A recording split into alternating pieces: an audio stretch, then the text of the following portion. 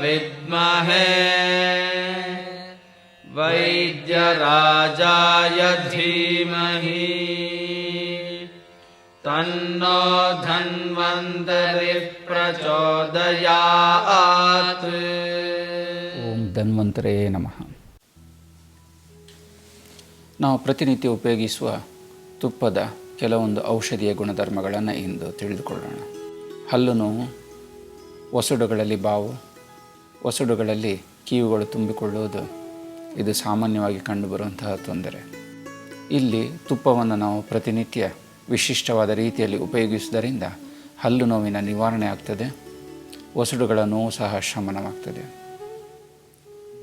1-2 ಚಮಚದಷ್ಟು ತುಪ್ಪವನ್ನು ಬಾಯಿಯಲ್ಲಿ ಹಾಕಿ ಸುಮಾರು 4-5 ನಿಮಿಷಗಳವರೆಗೆ ಬಾಯಿ ಮುಕ್ಕಳಿಸಬೇಕು. ತದನಂತರ ಈ ಮುಕ್ಕಳಿಸಿದಂತಹ ತುಪ್ಪವನ್ನು ಉಗಿಯಬೇಕು. ಇದರಿಂದಾಗಿ ದಂತ ಅಥವಾ ಹಲ್ಲಿನ ಶಕ್ತಿಯು ದೃಢವಾಗ್ತದೆ.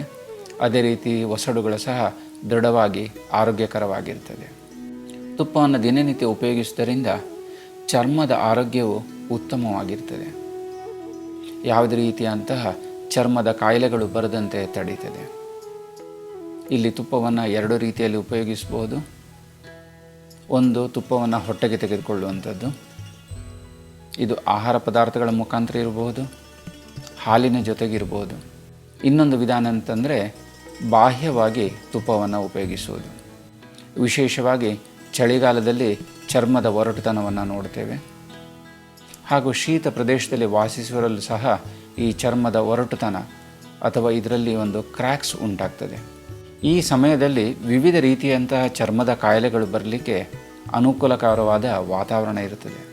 ಈ ಚರ್ಮದ ಒರಟುತನವನ್ನು ನಿವಾರಣೆ ಮಾಡಲಿಕ್ಕೆ ಪ್ರತಿನಿತ್ಯ ಅಲ್ಪ ಪ್ರಮಾಣದಲ್ಲಿ ತುಪ್ಪವನ್ನು ಶರೀರಕ್ಕೆ ಹಚ್ಚಿಕೊಳ್ಳುವುದರಿಂದ ಈ ಚರ್ಮದಲ್ಲಿ ಈ ಒರಟುತನ ನಿವಾರಣೆಯಾಗಿ ಸ್ನಿಗ್ಧತೆ ಅಥವಾ ಅಂಟುತನ, ಮೃದುತ್ವ ಉತ್ಪನ್ನವಾಗ್ತದೆ. ಆದ್ದರಿಂದ ಯಾವ ವ್ಯಕ್ತಿಯು ವಾತ ಪ್ರಕೃತಿಯವರಾಗಿರ್ತಾರೋ ಅಂದರೆ ಅಂಥವರಲ್ಲಿ ಈ ಚರ್ಮದ ಒರಟುತನ ಸಾಮಾನ್ಯವಾಗಿ ಕಂಡುಬರುತ್ತದೆ.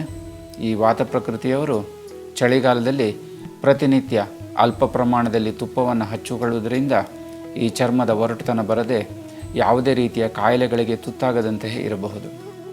ಈ ಚಳಿಗಾಲದಲ್ಲಿ ಸೋರಿಯಾಸಿಸ್ ಎನ್ನುವ ಒಂದು ವಿಶೇಷ ಕಾಯಿಲೆಯು ಉಲ್ಬಣವಾಗ್ತದೆ.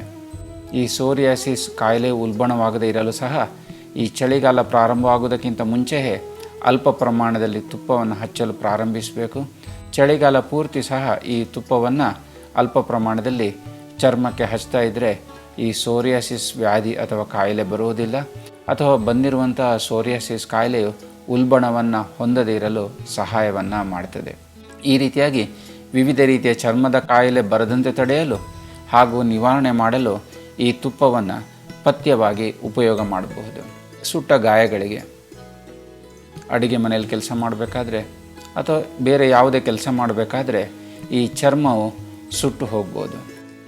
ಇಂಥ ಸಂದರ್ಭದಲ್ಲಿ ಚರ್ಮಕ್ಕೆ ಪ್ರಾಕೃತತ್ವವನ್ನು ತಂದು ನೀಡಲು, ಸುಟ್ಟಿರುವಂತಹ ಜಾಗವು ನಾರ್ಮಲ್ಸಿಗೆ ಬರಲು ಈ ತುಪ್ಪದ ಲೇಪನ ಅತಿ ಶ್ರೇಷ್ಠವಾಗಿದೆ. ಇದನ್ನು ಪ್ರತಿನಿತ್ಯ 2-3 ಸಲ ಹಚ್ಚುವುದರಿಂದ ಈ ಸುಟ್ಟ ಗಾಯಗಳು ಮಾಯಲು ಹಾಗೂ ತ್ವಚವು ತಾರುಣ್ಯವಾಗಿ ಉಂಟಾಗಲು ಸಹಾಯವನ್ನು ಮಾಡ್ತದೆ. ಸಾಮಾನ್ಯವಾಗಿ ಚಳಿಗಾಲದಲ್ಲಿ ಇನ್ನೊಂದು ಕಂಡುಬರುವಂಥ ತೊಂದರೆ ಅಂತಂದರೆ ಮೂಗಿನಲ್ಲಿ ರಕ್ತಸ್ರಾವ ಆಗೋದು.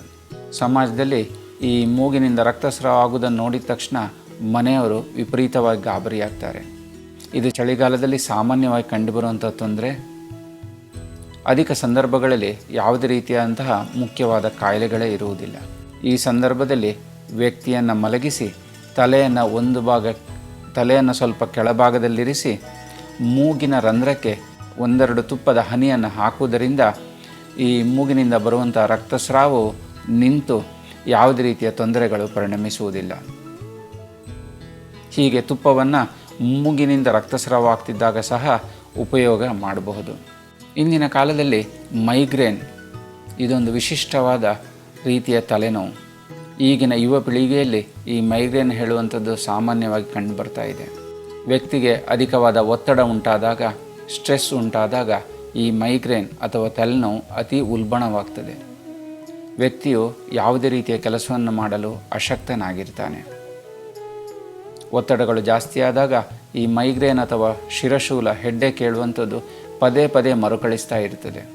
ಇಂತಹ ಸಂದರ್ಭದಲ್ಲಿ ಅಗತ್ಯವಾದ ಔಷಧಿಗಳ ಜೊತೆಗೆ 2-3 ಹನಿಯಷ್ಟು ತುಪ್ಪವನ್ನು ಮೂಗಿನ ರಂಧ್ರಗಳಿಗೆ ಹಾಕಿಕೊಳ್ಳುವುದರಿಂದ ಈ ತಲೆನೋವಿನ ತೀವ್ರತೆಯು ಕಡಿಮೆ ಆಗ್ತದೆ. ಪದೇ ಪದೇ ಮರುಕಳಿಸುವುದು ಸಹ ಸಂಪೂರ್ಣವಾಗಿ ನಿಲ್ತದೆ.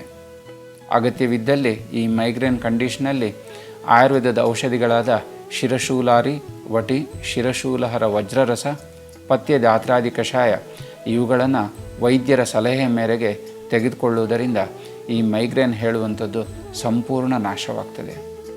ಈ ರೀತಿಯಾಗಿ ತುಪ್ಪವನ್ನು ಮನೆಮದ್ದಿನ ರೂಪದಲ್ಲಿ ವಿವಿಧ ಕಾಯಿಲೆಗಳಲ್ಲಿ, ರೋಗಗಳಲ್ಲಿ ಉಪಯೋಗ ಮಾಡಬಹುದು.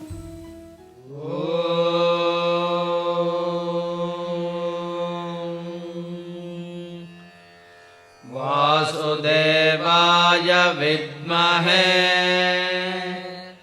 ವೈದ್ಯರಾಜಾಯ ಧೀಮಹಿ ತನ್ನೋ ಧನ್ವಂತರಿಃ ಪ್ರಚೋದಯಾತ್.